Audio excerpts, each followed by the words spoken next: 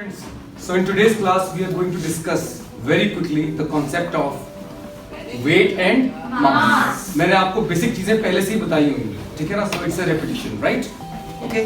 So what is weight and what is mass? Mass is the quantity of matter present in a body. And what is weight?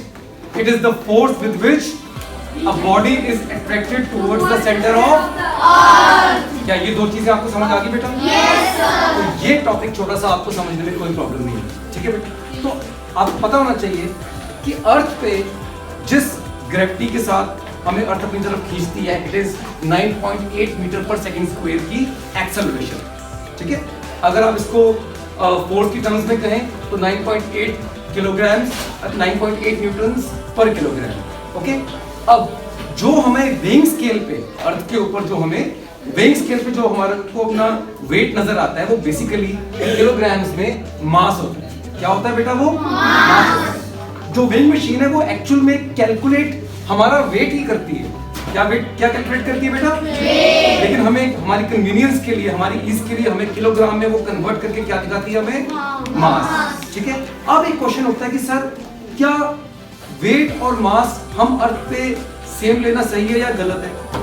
बेटे, हम अपनी आम जिंदगी में easily काम कर सकें उसके लिए हम मास और वेट को अर्थ पर ऑलमोस्ट सेम ले लेते हैं। हम जहाँ पे मास कहना होता है मास भी कह देते हैं और वहीं पे वेट भी कह देते हैं। क्यों? क्योंकि ग्रेविटेशनल फोर्स अर्थ की अप्रोक्सीमेटली अर्थ के पूरे सरफेस पे सेम है। इस वजह से हम उसे मास कह लें या वेट कह लें वो इतना फर्क नहीं पड़ता। लेकिन जब हम स्पेस में जाते हैं या किसी और प्लेनेट पे जाएं तब ये फैक्टर बहुत बड़ा रोल प्ले करता है। व्हाई? क्योंकि मास नेवर चेंजेस। क्यों? क्योंकि quantity of matter never changes. अब वेट कैसे चेंज करता है वो मैं आपको अर्थ, स्पेस और मून के एग्जांपल के साथ समझाऊंगा। Okay students? Yes sir. Okay, so let us go ahead. You know force is mg, mass into gravitational acceleration. ठीक है? तो अर्थ हमें कितनी जोर से खींच रहा है? 50 किलोग्राम की बॉडी को जिसका मास 50 kg है, 490 न्यूटन्स, राइट? तो इस 50 किलोग्राम मास वाली बॉडी का जो वेट है अर्थ पे वो कितना है? 490 न्यूटन। अब स्पेस में वही g कितना है बेटा? 0। तो m into 0 is 0. That's why in space we feel weightlessness. हम कभी ये नहीं बोलते कि हम स्पेस में मासलेसनेस फील कर रहे हैं। हम क्या बोलते हैं? वेटलेसनेस। क्या ये कॉन्सेप्ट क्लियर हुआ बेटे?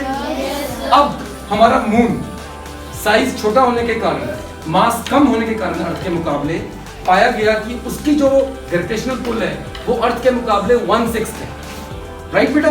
तो उसकी एक्सेलरेशन कितनी आई? 1.6 मीटर पर सेकंड स्क्वायर। तो ये 1/6 अप्रोक्सीमेट है। 1/6 approximate. Okay, so same body which has a mass of 50 kilogram, उसके ऊपर उसका वेट यानी कि उसके ऊपर मून कितना ताकत लगा रहा है खींचने की, वो कैसे कैलकुलेट होगी? m into g, 50 into 1.6 कितना है बेटा? 20। तो सेम मास की बॉडी का वेट अर्थ पे 490 न्यूटन्स है और मून पर कितना है बेटा? 80 newtons. So it comes out to be that force exerted by moon is approximately 1/6 that of exerted on the earth.